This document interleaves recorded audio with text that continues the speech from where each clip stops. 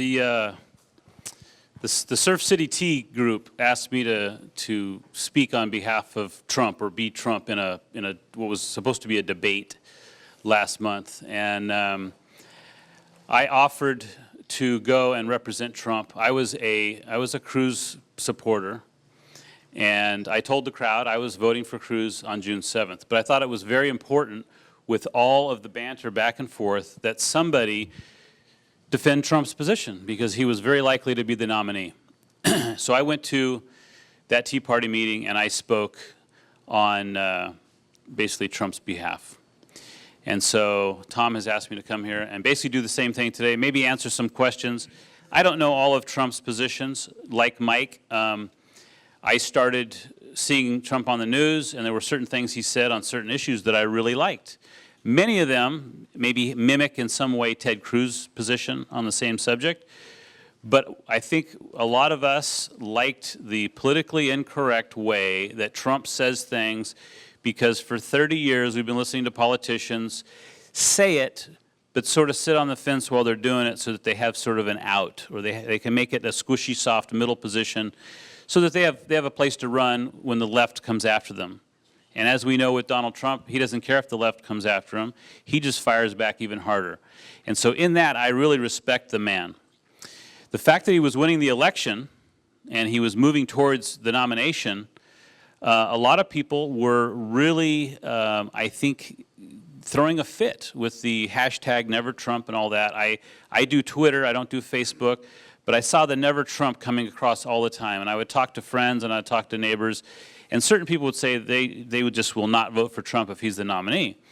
And so the more I heard that, the more I sort of started becoming a fan of his, because to me it makes no sense to be necessarily against somebody like that, especially when they're winning. I would hear arguments like, well, Donald Trump at the end of the day is only getting 20% of the vote, so he's getting this really small number. But from the Cruz people, when Cruz was only getting 10% of the vote, it makes no sense to make that argument. It's a stupid argument. And so when it comes to the argument itself, I like to have as clear a thinking position as I can on the subject.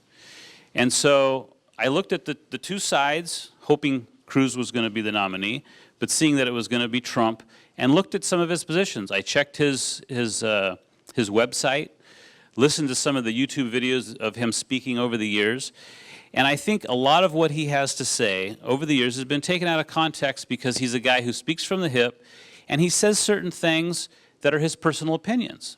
And what happens with a politician is they get up to a podium and they make sure whatever they say coincides with their view and what they would do to legislate.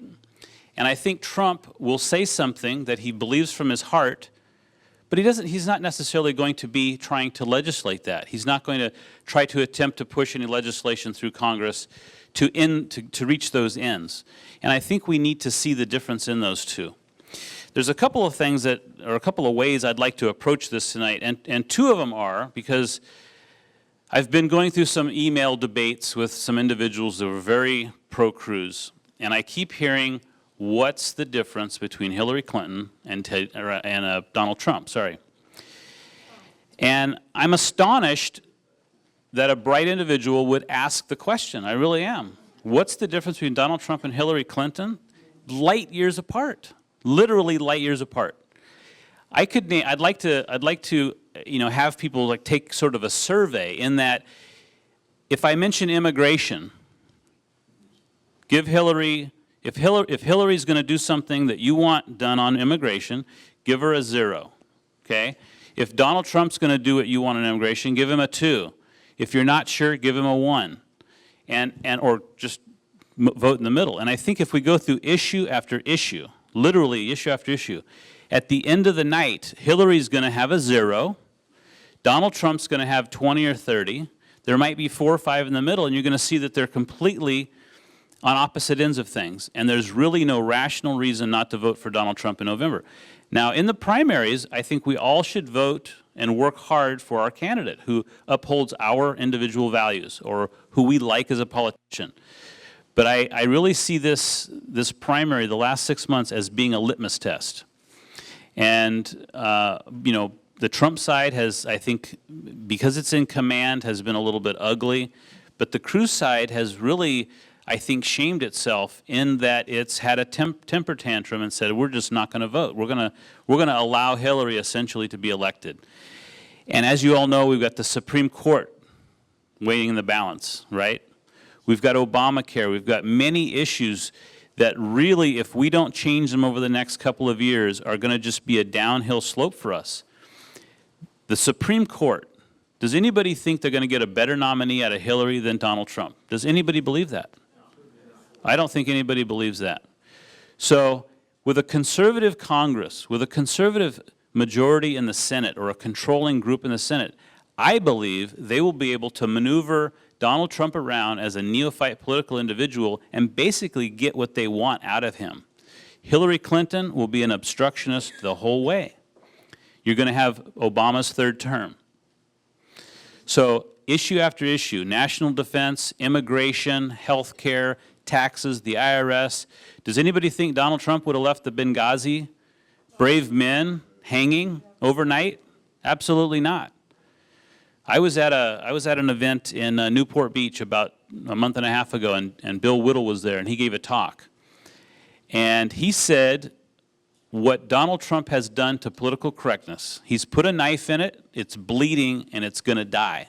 It's on its way out. It may take 10, 20 years, but political correctness is dying a slow death because of one man, Donald Trump. And for that, Bill Whittle said we should build a monument in Washington, D.C. for him. Although Donald Trump would probably want it on the top of the Trump Towers. So, as Thomas said, I would like to stand up here and I would like to do my best at defending Donald Trump. If anybody would like to offer up a question or a dilemma that you see coming with Donald Trump being the nominee of the Republican Party. Let me just add one thing. One of the reasons I also spoke at the last Tea Party meeting was I think it's very important that we as a party come together, because we're not going to win an election if we're fighting with each other rather than focusing all of our energy on Hillary Clinton. She's a terrible nominee, and she may not even make it to the general election with the way some things are going with the Justice Department and her email situation. So it looks like I think Donald Trump is probably going to be the next president of the United States. So there's some people out there that don't believe it. I've even gone onto some websites and tried to find out who is endorsing Donald Trump. It's astonishing how many Republicans and how many influential people, whether it's Hollywood conservatives or other, there are a lot of people endorsing Donald Trump. Probably 2 or 3 to 1 over Ted Cruz even. So had Ted Cruz been the nominee, I think he would have been an unbelievable debater against Hillary Clinton. But I think you have to look at not just the candidate, but you have to look at the electorate. We have an electorate with a low IQ. We have an electorate with a very short memory. And so a guy like Donald Trump, he gets a lot of coverage out of a few words. He's run a campaign. He's gotten $1 billion practically in free advertisement because of the way he speaks, and he knows how to handle them, and he doesn't let them pin him in a corner with a particular question that he knows is going to be used against him. He just repeats himself and makes his point. And I think whatever you think of him, I think you have to respect that. I think he's done a great job of that. This year's the year of the outsider. The man's not a politician. He's the ultimate outsider. And so my hope is that we all rally around him, make him the next president of the United States, and then let the conservatives in the Congress direct him on his Supreme Court nominee, which may be Ted Cruz, I've heard rumors of, and continue to educate him. Paul Ryan just today said he had a 45-minute talk with Donald Trump and that it was a superb meeting and that he's very impressed with Donald Trump. So the only thing that I would say to the Cruz people, if there are any here and they're hardcore and they don't like Trump, is what are you going to think of Ted Cruz the day he endorses Donald Trump? You need to think about that because it's going to happen. So with that, I will try to answer any questions you have. Yes, George. I expect really good things out of Donald Trump. And I was curious about one thing, maybe you can explain it. And that has to do with tariffs. I don't want us to go and be Sloop Holly all over again and start Great Depression. I don't quite get that that's what he wants either, but to me, it's unclear. Can you clarify what he's going to do with tariffs? I don't know all of his policy positions either, but the way I look at it and the way I read it, because I've read some of his statements on his website, and I've read some of the policy positions that he's trying to put on his website. It's not completely full, because it's kind of like the more success they have, the more they have to put out policy positions that are more specific. But essentially, I think his position is one of nationalism. I look at it as very similar to Pat Buchanan's, who I think gets smeared in the press as a Smoot-Hawley, tariff person. Pat Buchanan is a guy who believes that the United States, when it goes into, and I should say Donald Trump in this case, when you go into negotiation with another country, you shouldn't go in with the idea that you're going to capitulate certain things, or you're going to give millions of dollars to that nation to help, fund their healthcare system, or to help build them roads and do all these other things as a token for being in the negotiation for whatever that might be. So it's a matter of not going in with the idea of a lose-lose, but going in with a win-win for the United States in the situation. It's an attitude, and then it's a free trade position that then changes once a nation or a corporation begins to engage in what I would call economic warfare. Ronald Reagan, when the Japanese were dumping motorcycles in the United States in the 80s, put a huge tariff on importing Japanese motorcycles, and some Republicans and many libertarians just flew off the handle. But the issue was he was protecting American jobs and an American corporation that was not losing on a fair playing field. They were losing because the Japanese were dumping bikes under cost. That's warfare. That's economic warfare. And I think Donald Trump is the type of guy that wouldn't let that happen. I think he's essentially a free trader, but I know he's essentially a free trader. I thought so too. And then he, You can't listen to the news media, and you can't listen to the anti-Trump people, because what they're going to tell you is that he's not a free trader and that he wants to just put up a bunch of tariff walls and lock himself in. That's a ridiculous position. I think that he ultimately will. And I think he's already started to clarify it. It's ultimately a position of American nationalism. We have to win, whatever the negotiation is on trade with another country, anywhere in the world, we have to win the deal. It has to be in our best interest, and clearly in our best interest, not something that we're going to give away, the store before we ever get there, which is kind of what Obama does. He wants to make sure every country that is negotiating with the United States wins in that negotiation, on almost every level. if Ford wants to sell a Ford from Mexico because they're making them in Mexico, that he would put a tariff on that one product, but not, just put tariffs on everything that's trying to come into the country. That was my feeling, and I don't know if that's even true. I'm unclear on his position. Okay. I'll try and find out more about it. But United States manufacturing plants in Mexico under NAFTA are getting major credits for having those plants in Mexico to help the Mexican economy, which was supposedly to keep the Mexicans in Mexico. But it's different than having a Korean company dump cars in the United States versus having an American company on the other side of the border under NAFTA that's manufacturing them there rather than here. So this gentleman was next. I heard it once, I've tried to find it, I can't, that he spoke to the New York Times editorial board, which is not uncommon for candidates. Right. And that he was going wobbly on returning illegals, the wall, and the Muslim situation, slowing down the importation of Muslims. Well, my view on Donald Trump and on some of these issues is I think he's attempting, when he speaks to a liberal audience or he speaks to a liberal editorial board, I think he's trying to limit the damage by what he says to them versus what he might say to the Wall Street Journal editorial board. In that, he doesn't want to give them ammunition to go after him on whatever his position is, because he's not a politician with a track record.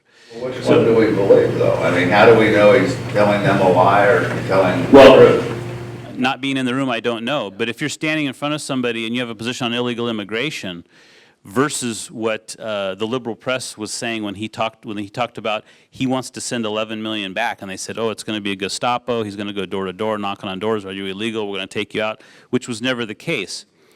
But Donald Trump, he could, he's the type of guy that would easily go, yeah, we'll just knock on doors and send him back home.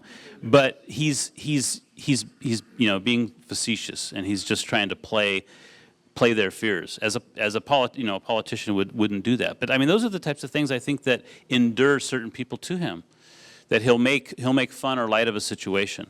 But I don't know about exactly what he said to the New York Times editorial board. I've heard, this is one of the things I hear all the time, that he says one thing to one audience, says another thing to another audience. In almost every case that I've looked that up, especially if there's video, I think it's taken out of context and made to look as bad as possible. But I will add, whatever his position, even if it's wishy-washy, better than Hillary Clinton in the White House. I don't know who was next. Adding on to that? Yeah. He was not going to raise the minimum wage. Now he says it's okay to raise it to $15. Federally? That doesn't sound like a free trader to me. No, it doesn't sound like a free trader.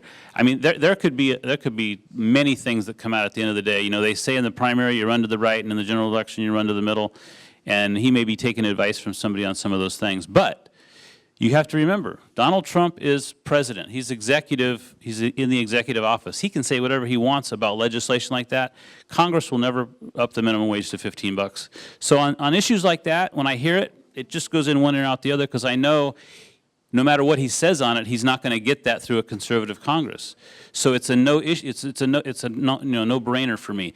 Just like when the Ted Cruz people would say, "Well, Ted Cruz is going to get rid of the Department of Education." No, he's not. He's going to get rid of the IRS. No, he's not. He's going to get a flat tax. No, he's not. And they just would go down this list of all these wonderful things that we all would like. But they're giving me 10 reasons to vote for Ted Cruz, none of which I know already are not going to happen. So you haven't helped me.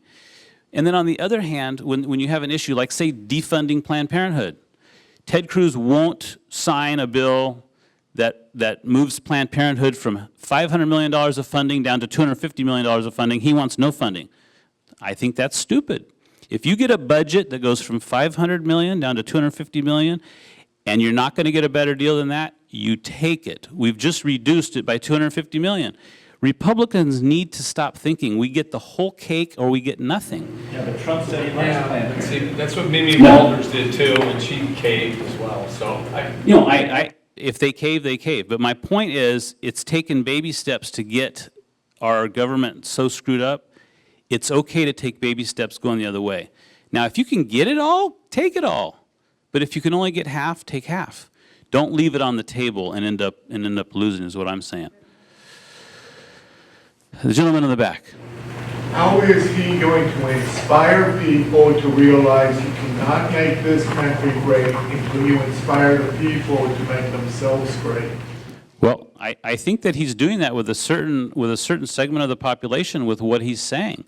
He's talking about rebuilding the military, building the wall. He's talking about all the criminality in the Obama government, reversing executive orders. There's lots of things he's doing that's inspiring people. And then he's talking about, creating jobs and getting people to get back on their feet. And in my view, he is inspiring people to get back to a view of individuality rather than the groupthink that we have now.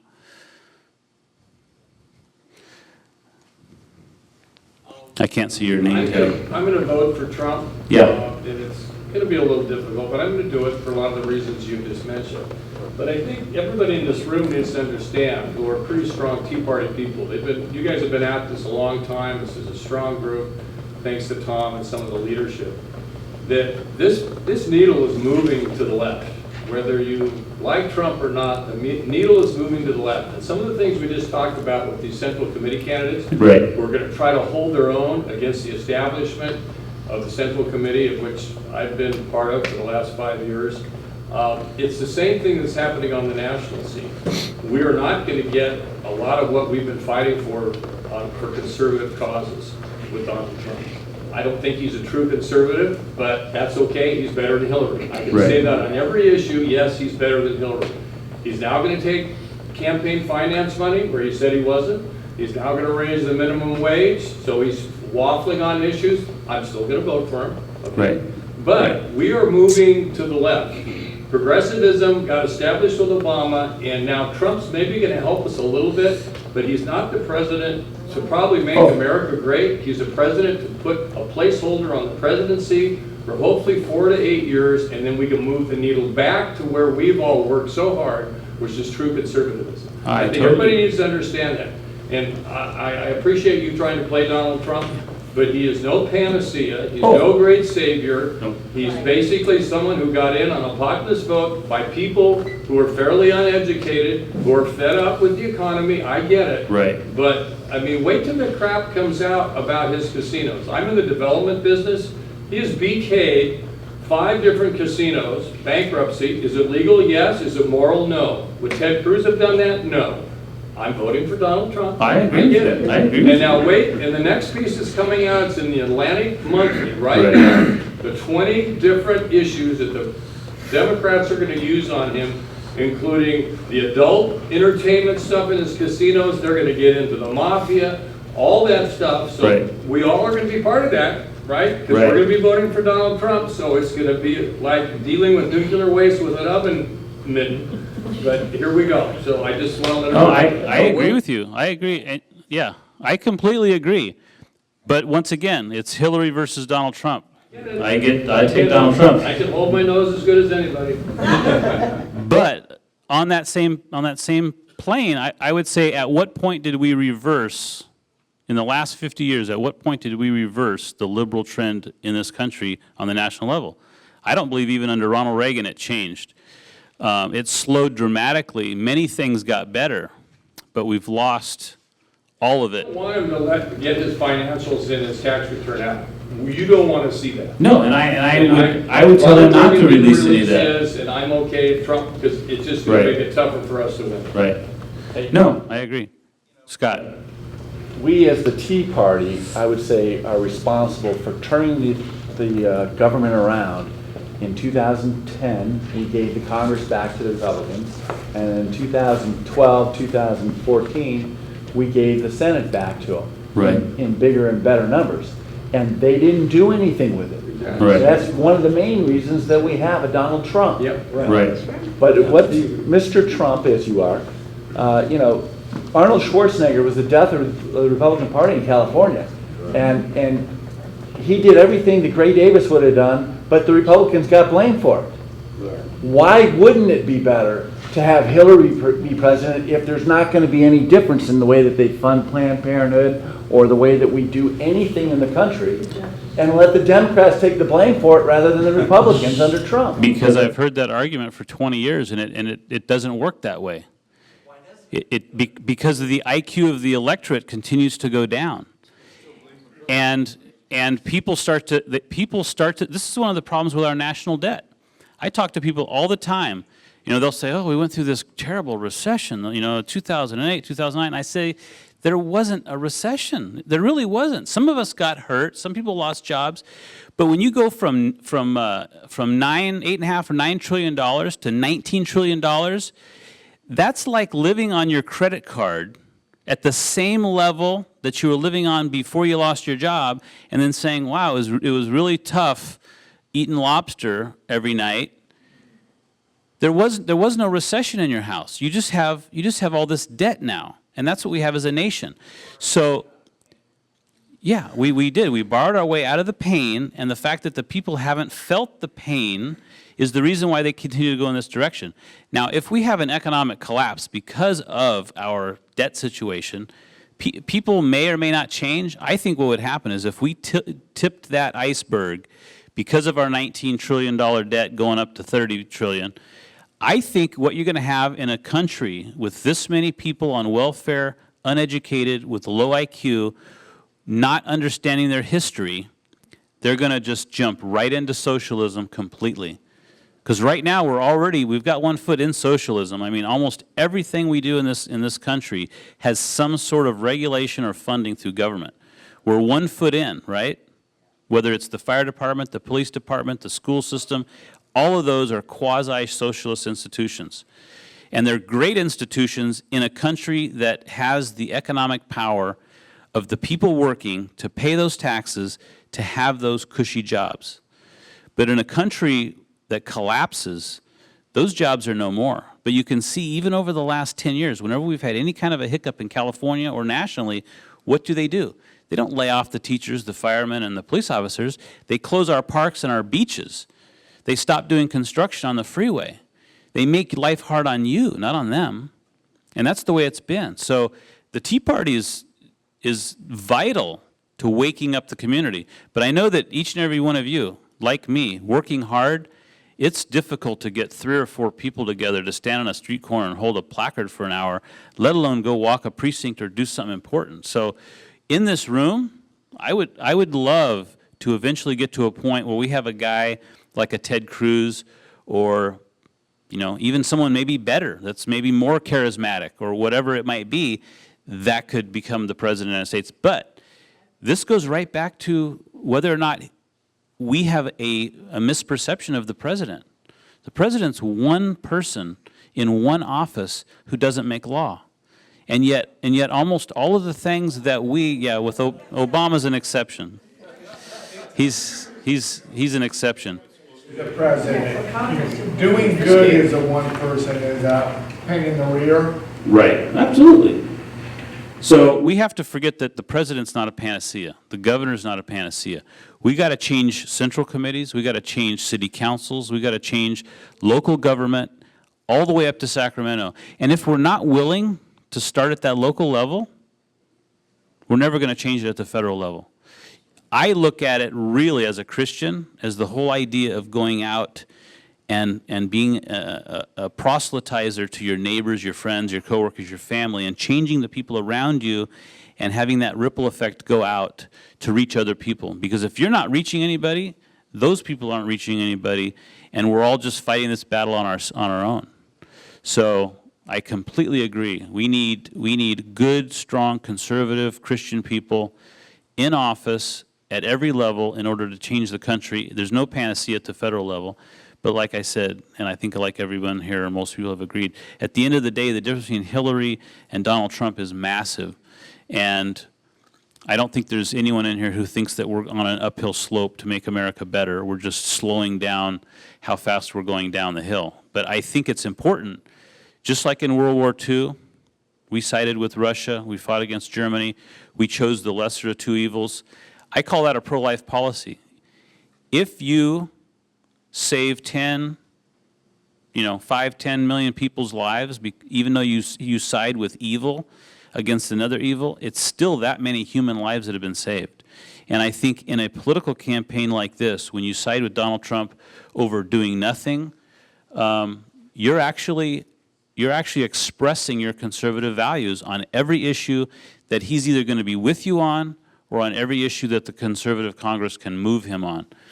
And so I think it's a complete no-brainer as far as the election. But we've got a long, long, long way to go to change this country. We need Scott Piotrs at every level of government, and the Supreme Court, in Congress. I would like conservatives, Stephen Jackson, he comes here and he talks about the Constitution. I wish we would learn more about our local state constitution. One of the things that we do that I think is a mistake is we constantly harp on the federal Constitution, saying we support it when we should, but I think it changes our mind from local control, 10th Amendment state rights, to this national control. And I think it gets us to actually focus on the idea that we're this national government and that everything should go through the Supreme Court. Everything that we disagree with the left on should go through the Supreme Court and make that the law of every state. I think the states should have rights to ebb and flow on different issues. I'll say something controversial. Romney got hammered in 2012 on his healthcare system in Massachusetts. I defended him, not because I was for it, but it's a state rights issue. For Romney to be able to have some sort of a state healthcare system that he voted for because his constituents and the state wanted it, he did what they wanted. It wasn't a conservative policy, but it's a state rights issue. A national Obamacare is completely wrong. It's unethical, it's immoral, but it's not the same as Romney Care in Massachusetts. If Massachusetts wants to spend all their money on a healthcare system, let them. If California wants to ban gun shows. It's not a Second Amendment rights issue. Wake up. Change your legislature so they don't take away your gun shows. But don't say it's a Second Amendment issue and try and run it through the Supreme Court and say we have a right to gun shows. We don't. So we have to take our eyes off Washington, D.C. and put it back on California and on Orange County and on our local communities and change things there, and it will ripple out to the rest of the country. But if we start at the top, I'm afraid we're never going to win this battle. Well, one of the things that you mentioned earlier that Ted Cruz has mentioned something about the flat tax. Right. But I've learned that he now supports the fair tax. Do you know anything about Donald Trump's tax plan, he wants to reduce the current, I don't know if it's 9 or 7 tiers down to 4. Okay. And the so, tax, I mean, the fair tax would be, just like he says, the fair tax would be no variation. right. He wants a system that is very similar to what we have, but I think the top bracket is 25%, 20, 15, 10, and 0, something like that. But it brings all the tiers down. It simplifies it in that it doesn't have as many tiers. How do you defend the fact that with his tax plan, he recently, just 3 or 4 days ago, came out and said that he is going to raise taxes on the rich, but he said he wasn't going to do that within his plan. Right. So, but he changed his position. Well- That's not what he originally said. His position's on his website, so I take the website as his word, and I understand that. But like I said before, he doesn't make tax policy. He can recommend a budget. He can recommend tax policy. I don't see the Congress going along with that, so it's of no interest of me. Indication to his chameleon stuff that he's been doing. Absolutely. Is that okay, though? It's not okay, but would you rather have Hillary in, who's definitely going to do that, just because she tells you the truth about it up front? I mean, And that's why he has so many people supporting him, because of his previous positions. And now he's starting to waffle the fence, the Muslims coming in. You've heard that one recently, correct? No, I haven't actually. Oh, he's kind of backing down on being hardcore about, vetting all the Muslims. Don't let anyone in until we know what's going on. You know, No, he's still holding that position. It's not as strong as it was. I think it's a stronger slow than, drip. I think it's stronger than you think, and I think it's way better than what we get anywhere else. Well, I mean, And we're looking at a wall, that's where we got to start with immigration, and he's really proposing that. Now, you could say, oh, he's going to back down a bit. Well, I don't care if he shortens it, but if we got some wall and people, we got to stop people coming in. Yeah, I mean, I really do hope he does follow through on these things that he said he would do. That's my point.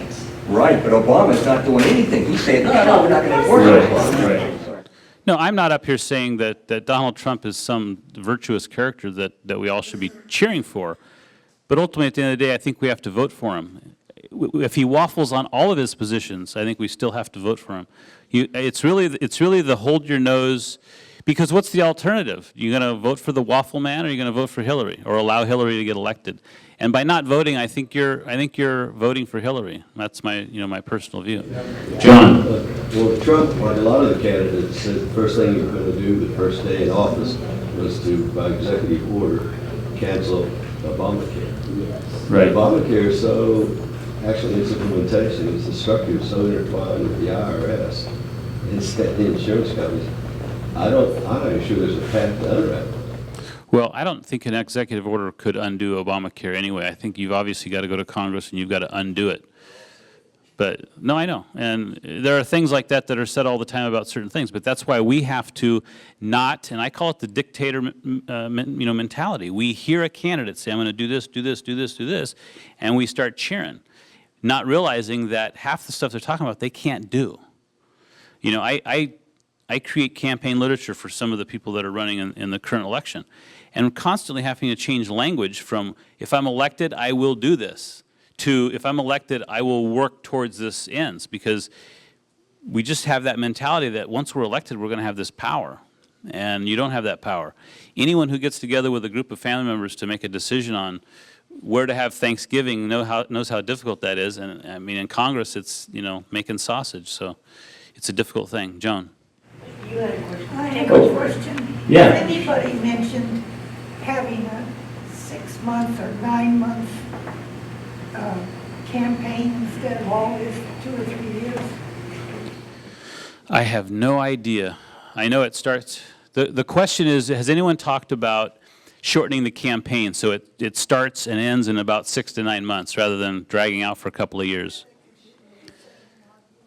Well, one of the problems that we have is we keep liberalizing our voting. I mean, I think we should have voting on the election day and maybe some absentee ballots for the military and stuff like that. But this, trying to go to voting for a month out, and like the lady said, having the absentees where, you get 4 or 5 people at one house and dad takes all the ballots and fills them out. The Democrats are corrupting the system every step of the way. When people get any kind of assistance from the state of California, they get a voter guide, a voter registration in with it every time. I mean, they're pumping out new Democrats all the time. Yes, sir. I think there's a more fundamental issue that's been going on for years and years that we haven't quite touched on, and that is that if I look around this room, I see a different constituency than a guy named Bernie Sanders is drawing, and he is, in my opinion, a communist. Socialism is communism in a less violent inheritance. Okay? Right. So you already have that guy representing himself. Hillary Clinton, if you go back and read her college master's degree, as I have, is left as Karl Marx ever dreamed of, down deep in her soul. We have a president whose father was a communist, whose mother was a communist, whose stepfather was a communist, and he's a dictator because he doesn't let anybody talk him out of anything. He's forced me to buy an insurance policy. The federal government's making me buy something. That's against anything I've ever read in the Constitution. Yep. So this is a very important issue. And I think the bottom line is, I was for Cruz, same as many people here, but I do think one thing. I'm from New Jersey. Donald Trump is no communist. Absolutely. And so I think we ought to be thinking about communism, because all the people that are associated with the Democratic Party now think more like Karl Marx than Thomas Jefferson. Absolutely. They don't. I mean, the founding fathers and their principles aren't even discussed in school anymore. Question? Would you hazard a guess as to whether Trump will announce his not only vice president, the cabinet in advance in order to garner questionable, those sitting on the fence votes? Or would you go ahead and even hazard a guess at who he might pick, like retired General Mathis as vice president because he'd be so good with the military and foreign policy? Or can you give some thoughts on that? I really have no idea with any certainty, but I believe that that's exactly what he'll do. I think he'll start picking people. I mean, one of the problems that we have already with Trump as a negative is that he's picked Chris Christie as his transition person, which means Christie's going to probably be picking people he knows that are close to him, that he's comfortable with, to start heading up departments within the administration when Trump is elected, if he's elected. So that's kind of a negative, in my view, not being a Chris Christie supporter. But I think the reason some of these hot air balloon, are being sent out, as far as Ted Cruz maybe being nominated for the Supreme Court. I heard yesterday that on Trump's short list of 5 people that he's decided for VP, the one at the top of the list is Newt Gingrich. So there's a lot of this that's being floated out there to see if it's going to stick, or if people are going to take it as a big negative. Me personally, one of my favorite guys was Newt Gingrich. I know he has high negatives, but had he run, he would have been the guy that I would have spent all my time trying to help. I think he's the most articulate guy, the brightest guy in the entire field. Yes, sir. Along the same lines, there's an advertisement I saw on TV, and it's been playing. Choose the 4 people or the 5 people, and also you can make a recommendation. Is this Trump? pushing for that, or who is? You know what? I have to be honest with you. I don't watch TV. I don't have cable, and I don't watch TV. So if it's on TV, I can't comment on it. To be totally honest, I don't. Oh yeah, play whatever you want to play. This Clip of Trump just from Limbaugh show. Rush Limbaugh. Yeah, well, it's a clip of Trump. Oh, on From Terrific woman. I mean, I'm a little biased because I've known her for years. I live in New York. She lives in New York, and I've known her and her husband for years, and I really like them both a lot. And I think she really works hard, and I think she's given an agenda that's not all of her, but I think she really works hard, and I think she does a good job, and I like her. She says she's out at the end of this term. You think we're going to see her again running for office? I think so. I think, assuming she's healthy, which I hope she will be, I think she probably runs after the next 4 years, I would imagine. You support her?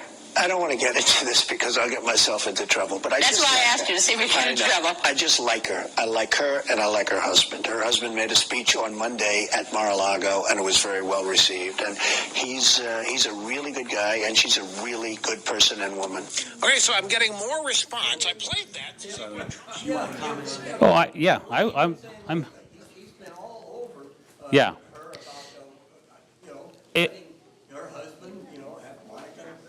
That does not offend me at all.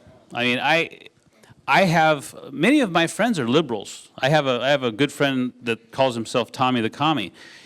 And the funny thing is, we don't really talk about politics because we disagree on so much stuff, but he's a really good friend of mine. We do agree, as a liberal, he's completely 100% against the illegal immigration.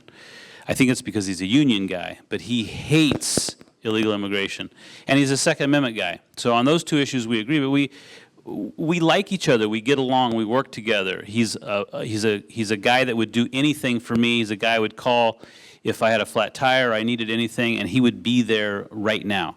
He's the most kind and generous person I know. So to make a kind comment, I mean, back in the 90s when Bill Clinton was president, I used to say he's probably a great barbecue in the backyard guy to hang out with, but he's a terrible individual as far as his ideology. He was a shrewd and good politician, but for me, I don't cringe when a conservative. It's like Justice Scalia hung out with Ginsburg. They were best buddies. They would go to the opera and different shows constantly together. They were like literally almost inseparable. I thought they were going to get married. It's kind of like Mary Matlin and the Alien, Carvel. People make weird decisions. That doesn't bother me. I could be friends with the most liberal person. If you get to know somebody and they're a friend or a family member or a neighbor, and you really like them and you connect with them and you have a relationship with them. I mean, I have people at my church. I go to a conservative church, as most of you do. But a couple of the craziest liberals that go to my church, that it's like I don't even know why you're a Christian with the views you have. But I get along with them real well. We have nice conversations. We email each other. They send you funny little jokes and things. And I'm not the type of person that has animosity to somebody I disagree with. And so, if Donald Trump thinks Hillary is a wonderful person and Bill Clinton's a great orator or something, it doesn't affect my view. Even if it was today, I just don't think we have to go around saying we don't like a particular individual or not. Mike?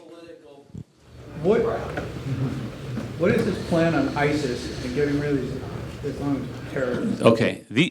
On certain policy issues, I don't know exactly what his issue might be, and whether it's North Africa or whether it's the Middle East, whether it's specifically ISIS or Al-Qaeda or something like that, whether it's Donald Trump or whether it's Ted Cruz. I'm more interested in who he puts in the Defense Department and who he puts his trust in at the CIA and the Department of Justice and places like that are going to take care of those things for him. So it's really his administration and who's in those positions that would be of influence to me in that. I don't know what's your view of ISIS? What would you do? You definitely have to go after them. Yeah. They're not pussyfoot around with them like this president. I mean, I think Donald Trump's, the last time I heard him speak on the radio, he said when he becomes president, he was going to bomb the blank out of them. So, But it also goes further too, is because, you don't want to radicalize our youth into making think it's some great thing. And I see that with our current, the current people that are in the office right now. now radicalize the youth in what way? Well, by media and this and that, and making it, popularizing it the way they're doing. And I see that happen. Popularizing ISIS? Right, no, just the way, like, I guess the way it is, and that's why a lot of young people right now are going towards that, or that's the way I see it. Yeah. Like, maybe they could. Well, our youth is indoctrinated in school, and by the time they get to college, almost all of them have lost the values of their parents. And when a politician like Bernie Sanders says you're not going to have to, pay for insurance, you're not going to have to pay for your schooling, there's going to be a nice paying job there for you, working for the local city government and all these other things, cushy benefit programs. What's a young head full of mush supposed to do? They're going to run after that and chase Bernie Sanders. And a lot of them, they see this old white guy and they think he's really cool because he seems to be cheering them on. But I think with the right person, which is one of the reasons why I want to be on the Central Committee and be involved in voter registration and growing the party, is my ultimate goal is to raise the IQ of the youngest generations that vote out there.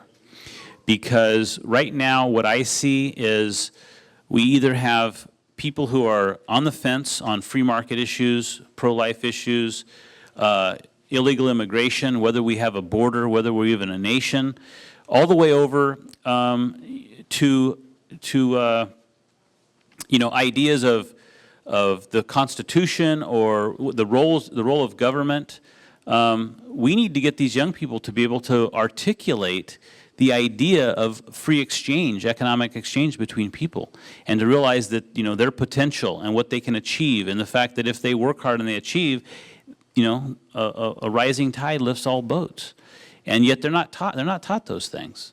So I would love to be in a position to raise that IQ, whether it's like Tom's boot camp training, whether it's having mock debates and speaking on issues, how to answer difficult questions, how to think clearly on issues. I talk to people all the time, and they'll make one argument over here, and then they'll make a different argument over there, and you're not even making logical sense. You've just undercut your argument over here with what you said 5 minutes earlier. They don't even know that they're doing it, because they're not even with Common Core they're all going to get better, but they don't think logically. They don't. They don't think logically. It's literally their political philosophy and their moral philosophy has become a literal, buffet. Take what you want and leave what you don't. There are no standards that you have to live by. Whatever you choose for yourself is perfectly fine. And we have conservatives, we have Republicans that don't challenge that. And that's part of the reason why it keeps going that way. I'm currently in a lawsuit with an individual at the Orange County Board of Education. His name is David Boyd. He's running for Central Committee in the 74th. So I'm his opponent. But this is an individual who gave a presentation in a public building and then wouldn't share that presentation with the public. So I'm suing him in Superior Court right now to get that presentation posted on the Orange County Department of Education website. So it's people like David Boyd, and if you didn't hear about it in the Register, you might want to read it. We had a huge incident just yesterday at the board meeting where he tried to bring up a resolution in support of Harvey Milk, which was a political stunt in order to make Ken Williams and Robert Hammond look like homophobic bigots. That was his only purpose. That's what he lives for. And so he tries these stunts to draw out the radical elements of the left, to energize them so that he can defeat people like us who think things might be going in the right direction for a little bit, and then we sit down on our couch and start watching the news and pop a bag of popcorn, and then we realize that nothing's changed in local government. What's his name again? David Boyd, B-O-Y-D. He's a trustee on the board right now, yeah. And if you go to the Orange County Register today, there's an article about what transpired yesterday. It was quite amazing. Tom left early, but there was a lot of fireworks. What do you propose to do with the budget? I mean, we've got $19 trillion in debt, and Congress can't stop spending. Well, you know, I think that the discretionary spending within the administration has to all be allocated money so we know exactly where it's going. Congress has been derelict in their duty, even as conservative as they are, because they continue to give a huge portion of the budget to the administration as non-allocated money. So a guy like Obama simply takes all that money that essentially is supposed to go to fund each department, and he can move that money around anywhere he wants. Congress needs to do their job and allocate every single... We funded, right? You heard we funded under George Bush the building of a fence on the southern border, right? They passed the legislation, they funded it. Where's the money? They didn't allocate the money for the fence, they put it under general fund. So when Obama came in, the law's still there, the funding is still there. He's just not spending the money on the fence. He's spending it on other things. He's probably spending it on reinventing Acorn and other things like that. And that's our fault, because the guys in Congress, the Paul Ryans, they all know this, but they're not pushing to do that, and they need to do that. You've been waiting. My question is whether Donald Trump is aware of the Chinese nationalists that are absolutely insurginating everything around here. I mean, they got these baby farms going on, this birth tourism. Oh, absolutely. It's 10 times a bigger problem than Mexico. Right. Many people don't know about birth tourism, but you have Middle Eastern individuals coming here, you have Chinese coming here, and they're having their kids here because of our stupid laws on anchor babies. Essentially, the idea that if you're born within the continent of the United States, you are a citizen of the United States, which...